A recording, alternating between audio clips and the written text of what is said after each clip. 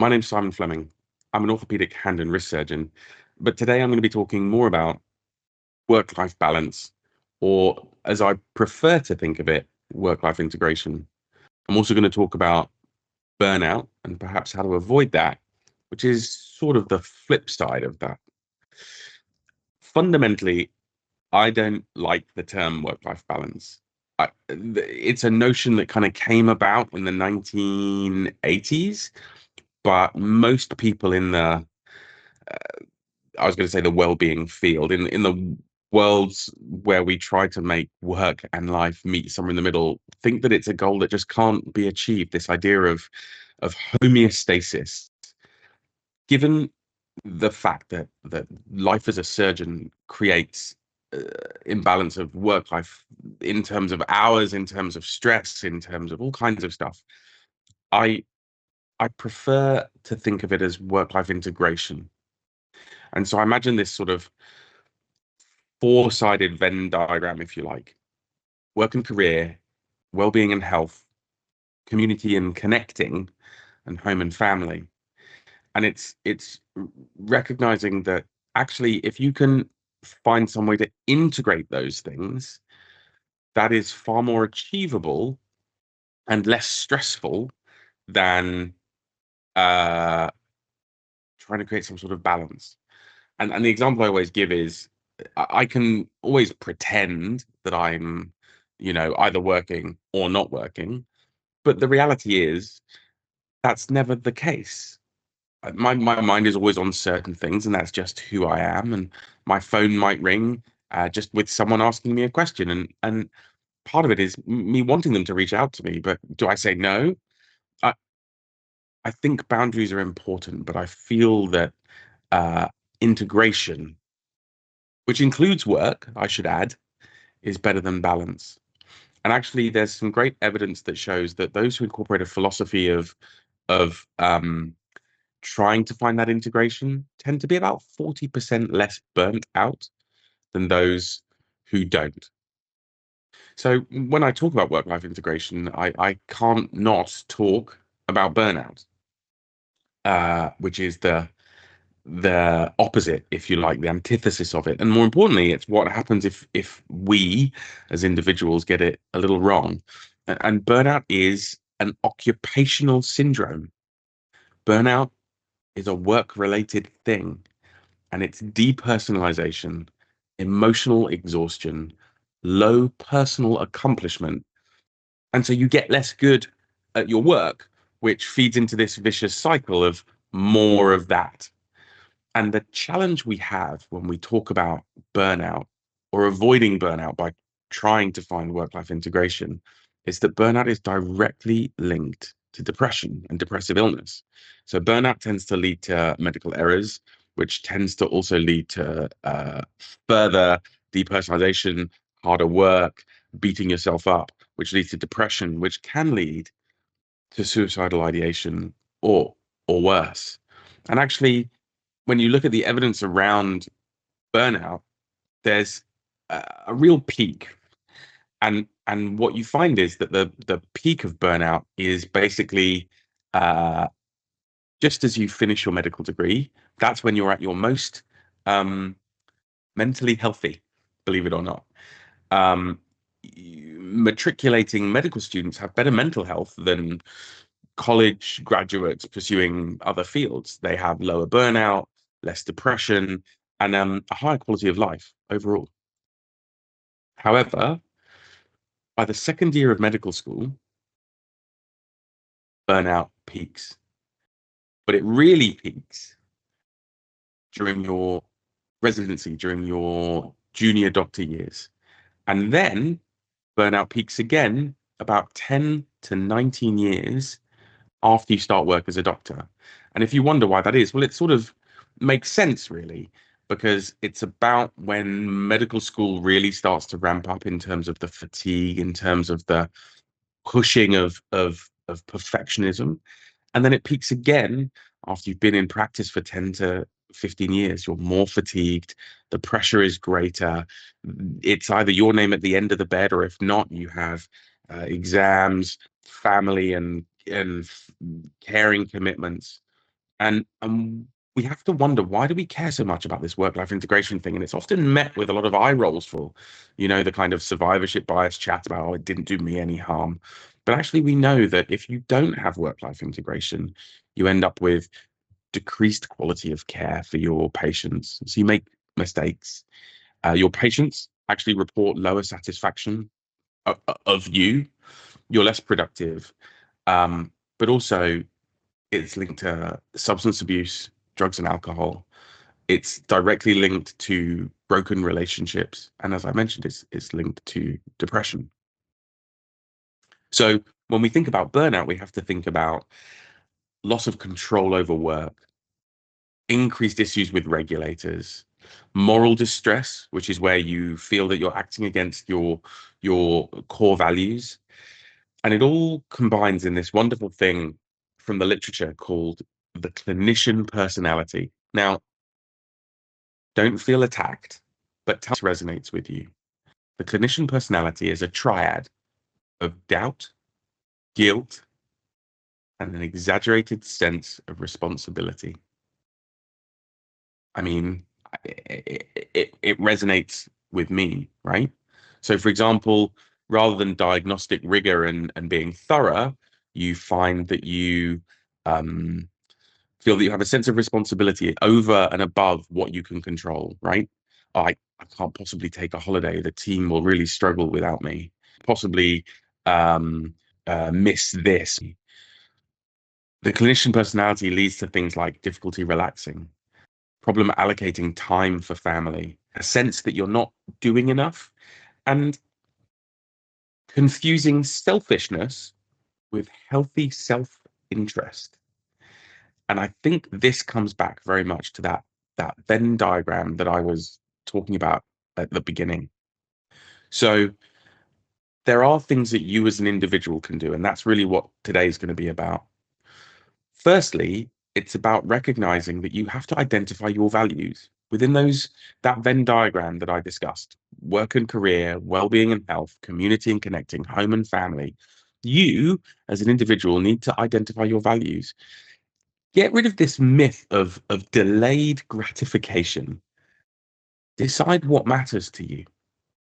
Of those four little perfect circles, decide what matters to you, and then integrate your personal life into your professional life. So if what matters to you is playing sports, being a good doctor, and creating relationships, find ways of making that work. And it is possible.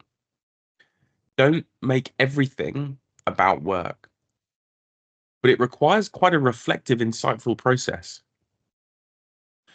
A lot of that comes down to boundaries. So optimize meaning in your work. Choose your environment. Where am I going to work? What does that look like? I'm currently recording this in my office. I don't use my laptop in my bedroom or my living room anymore because I've realized that forced me to blur the line between a space where I do work and where I'm in work mode, and a space where I'm not, and where actually I want to be really present and be forced to watch Frozen over and over again with my toddler, or whatever matters to you. And nurture, and I do mean nurture in the honest sense of the word, personal wellness activities. So that's not about mandatory yoga or e-learning or any of that sort of stuff. It is about identifying opportunities where you can connect with both colleagues and people outside of work, and make time for those things, because we make time for everything else. You make time for that poster that definitely needs to be doing and that paper that absolutely needs to be revised. So make time for it. It doesn't need to be a lot of time. It's just some time. If you have a religious or spiritual side to you, nurture that too. Think about what your hobbies are and try and find a way of integrating those into your life, whether that's cooking or sport or museums or art, integrating them. I have friends who miss their art but now do medical illustration. I mean, I can't draw for toffee, but find something that works for you. Find some way of self-caring, whether that's exercise or sleep or even regular medical care. When was the last time you saw your GP? And actually, there's some real evidence behind things like seeking out a professional coach, which for some people is more like therapy and for some people is more like coaching. But there's a real role in exploring your values and what it is you need to thrive in the environment that we know puts us under pressure. And actually, we know that surgeons who have some sort of professional coaching in their life have an improved quality of life score and greater resilience. And I mean resilience in the honest psychological sense of the word, not as a euphemism for toughen up. A big part of work-life integration is that reflective piece. It's about facing your fears, having a moral compass, developing and using social support networks that are out there, and keeping yourself physically and mentally well. But I would add, as I only have 10 minutes to talk about basically how to have a life as a surgeon, work-life integration, wellness, well-being, resilience is not a you problem. It's not even an us problem. The evidence suggests that resilience, wellness is an everyone problem. Challenging burnout and supporting surgeons to have a work-life balance or work-life integration is an organizational problem. And actually, the best science we have out there shows us that it is organizational change that will shift about 80% of the challenge away.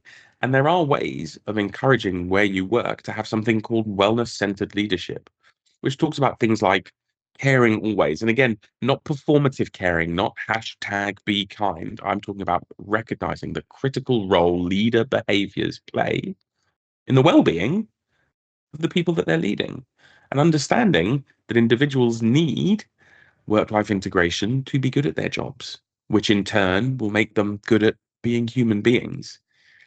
It's about cultivating relationships and it's about inspiring change.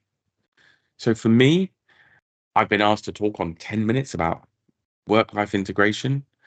My suggestion would be think about what integration looks like for you. Think about that Venn diagram. The benefits of work-life integration over work-life balance are manifest rather than filtering bits of your life, or that goes into work and that goes into play and that goes into our home.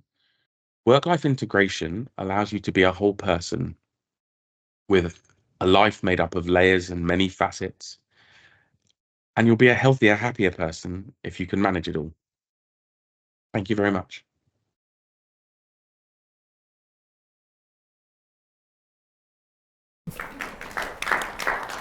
So I think he's a very interesting speaker and a very thoughtful man. And in a moment, Rebecca is going to basically take the next step in the baton and give you some practical advice. But I thought we'd just fill a few moments, perhaps with asking, you've already heard Professor Alderson's comments about work-life balance.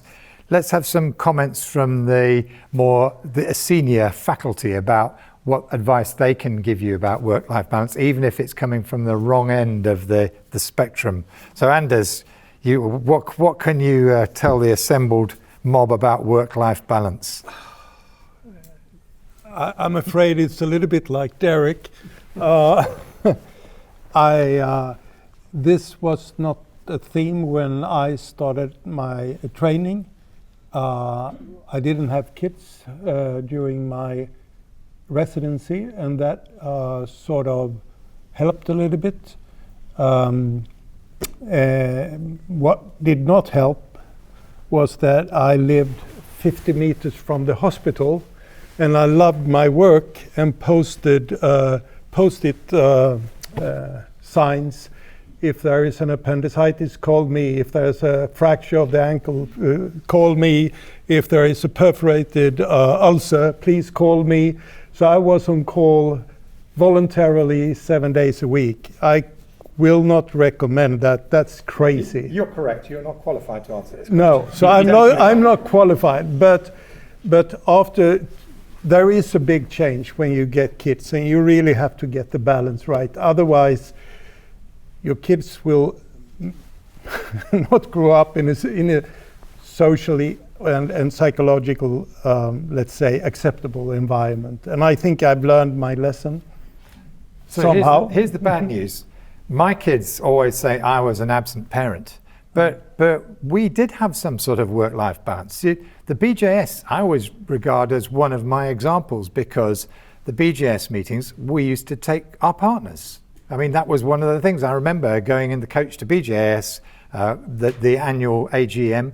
There'd be lots of the wives of surgeons. There'll be husbands of surgeons, and I remember we started something called the Joint Vascular Research Group 20 years ago, and we used to go once a year to a hotel in Derbyshire where the whole families used to go. All the family would book into the hotel. We'd do dinner on a Friday evening with the kids. It was being early, and all the kids would be involved. And then Saturday, the surgeons would do the research meeting in the afternoon. They'd all play together. It was near Alton Towers, so people used to go to Alton Towers. So there is examples from our generation. Professor Alderson's looking as if he's just sat on something. Celia, surely I'm not. You can tell them the Joint Vascular Research Group, well, it used to exist. It was. Okay, what have you got any advice for the? So I have one child. I'm married to a surgeon in my own hospital, which is unsurprising because I never left the hospital for the majority of my training. I didn't have children during my training. I remember going to a Can Surgeons Have It All sort of event that was chaired by Avril Mansfield, and there were lots of people there sharing their experiences, ranging from successful surgeons, sharing their experiences from I regret not freezing my eggs during my training, to I've had 4 kids during my training. And the 2 things I took back, I remember, was the first thing was surgeons can have it all, but not all at the same time, so you will have peaks and troughs. And the second thing was accept that one half of the salary of the family income is going to go towards childcare. And it was the truth. I was, in my institution, the only woman that was sort of appointed in the department was 35 years before me, and there were no other girls. And I felt I had to prove myself. I was 9 months pregnant and doing 10-hour cases, and then I took 6 months maternity leave, which I regret. I should have taken longer. I would say my top tips are recognize that certain days will be inflexible. So your operating day is out, you're not going to be at home because you have to manage and deal with your own complications. But other days of the week, you do have more flexibility and try and be there for your family as much as possible. I think sleep is underrated. I think when you get the opportunity, I'm European, and I think a siesta is a great invention. I think you should sleep, let your body rest. And the third thing, which took me a while to introduce, was exercise. So it's in my appraisal, and in fact it was suggested by my appraiser that you want to do three days a week Pilates, then that should be your aim. And since I have put that, I've generally felt much better. How many of the senior surgeons can catnap? How many of you can take 10 minutes to sleep? Yeah. You need to learn catnaps. You need to learn to be able to go to sleep just for 10 minutes. Is that going to be part of the training? I think that's fundamental. My family think I'm daft, but I can sleep anywhere. Yeah. Any questions from the floor? Anybody want to ask any of our panel any questions or got any comments? Or yes, please. I guess it carries on from earlier. You say, doctors need to spend more time doctoring, and how do we get that balance of the work-life integration when there's again so much service provision, administrative load? And is it that we need more research that says this is how we need to do it? Is it that we need better medical leadership, clinical leadership, or better technology systems? How do you think we can build that in? Anybody want to take that? I mean, I was really, really impressed with what Simon Fleming said. Is it there's only a certain amount of the stuff that any of us can do about work-life balance. It's our institutions that make the difference. And I have to say, I'm not being nice to the Swedes just because you're here, but my Swedish vascular colleagues always seem to have their departments much better organised and much more flexible, and they were better staffed. So they were able to have somebody who was doing research and somebody who just had children and wanted to work part-time, and they were able to be far more flexible than any department I ever worked in. I've always thought the Swedes had a very good model. But as senior clinicians, doing something to our organisations to try and persuade them to make their work-life balance of the careers, that would probably make the biggest difference. On that note of institutions, so I'm the child of 2 doctors, and I used to be picked up and then set in the coffee room of theatres, and I loved it because all the nurses would give me chocolate and I'd watch Emmerdale, and it was like, great evening. Now if a child enters the sphere of the hospital, everybody's like, whose child is that? What are they doing here? Unheard of. You can't do it. I used to be at the, what's the correct word, like the nursery or the creche that used to be in the hospital. I haven't worked in a hospital that's got one of those. I know there's some that still exist, but I think a lot of them have largely gone. And it's interesting that we've sort of gone towards more of a work-life balance approach, but taken away a lot of those things that were helpful. I mean, how useful would it be if your child was in the nursery downstairs or across the road? Should we be looking at more institutional-based things like that are helpful? Even whilst you're trying to hand over from your night shift, if there's somewhere your kids can be, or families. And like you were saying about the Joint Vascular Society, do you still do that? Are wives and partners, husbands and children, is that still a thing? Ordered years ago, but it ran for 10 years. I find that really interesting. I find it interesting that we promote it more, and yet we've taken away scenarios that you'd think would be more popular. Our kids stopped coming when they grew up. Yeah, I'm not going to that again. I think one of the things that's sort of struck me as we've gone through the day is that everybody in this room understands the challenges facing the modern surgeon or the sort of future surgeon. So I guess maybe this is a slightly controversial question, but we understand what the issues facing us are. So does that not then translate directly to surgeons therefore need to be in charge of surgeons as opposed to managers being in charge of surgeons? Because we know how we'd like to set up our lives.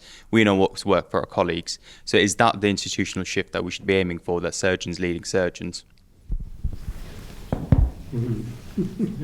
Professor Alderson, he says yes.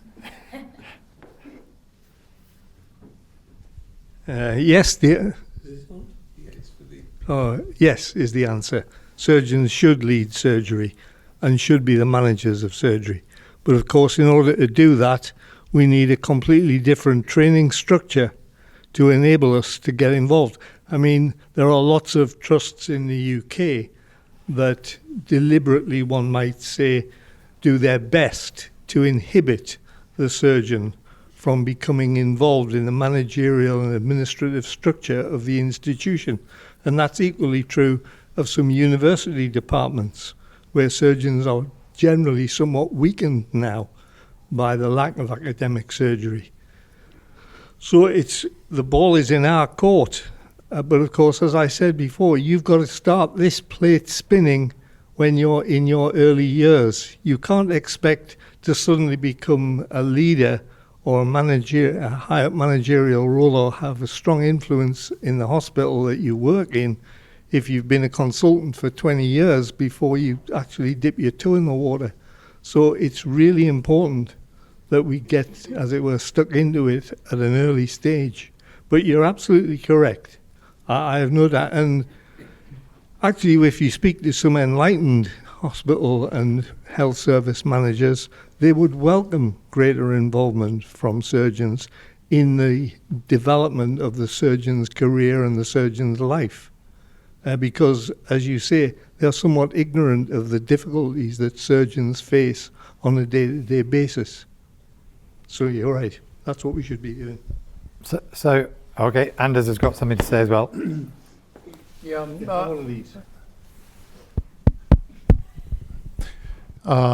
Yes, I agree in a way, but you can see it the other way around, because I would say that in Sweden there is a tendency that you start out on a career to be a manager and chief of department very early on.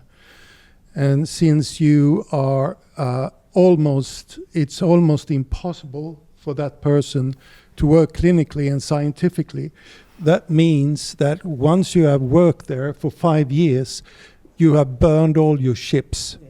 The only way to proceed is to get another managerial position. You cannot go back to your clinical work, you cannot do research, you have no connections internationally or nationally. And I've seen many, many examples for that, both in my hospital, but also in other hospitals. So I think it's not life-work balance, but it's to get the balance right between clinical work and clinical leadership and managerial work. So that's another aspect of it, I think. The problem with that approach is a pretty obvious one. If you're not a proper surgeon, the surgeons will not follow you. That's the nature of the surgical creature, as you saw from the presentation before. So, I mean, I would counsel anybody about progressing their career on that basis. Because as Anders says, if you kick off spinning only the management plate and you're not spinning the other plates, you're doomed to be a health services manager. And you can't get backwards from it because you've missed things in the system that will not allow you to go backwards. What you suggest is a far better plan. That as somebody's career evolves, they may have the desire to move into a managerial role and be capable of doing it because they have experience there.